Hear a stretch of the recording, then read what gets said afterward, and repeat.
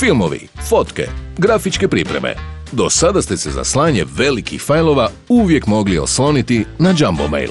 Jumbo Mail je u 6 godina karijere na svojim leđima prenio stotine i stotine terabajta fajlova. A sada je osim za slanje postao stručnjak i za sejvanje i šeranje. Jumbo je tako postao tvoj servis na kojem možeš spremati fajlove svih veličina i pristupati mu s bilo kojeg uređaja. Na primjer, sjediš doma i neke fotke ili filmove s kućnog kompa prebaciš na Jumbo.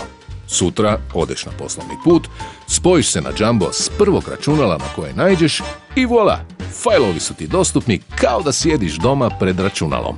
Osim slanja i pristupa fajlovima, Jumbo omogućuje dijeljenje fajlova s drugima.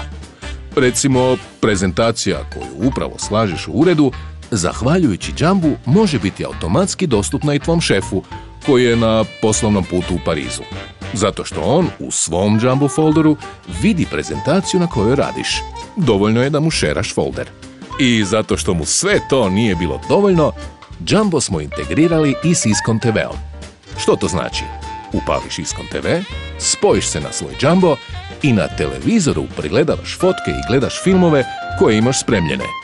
Ukratko, za slanje, sejvanje i šeranje fajlova od sada se možeš osloniti na Jumbo.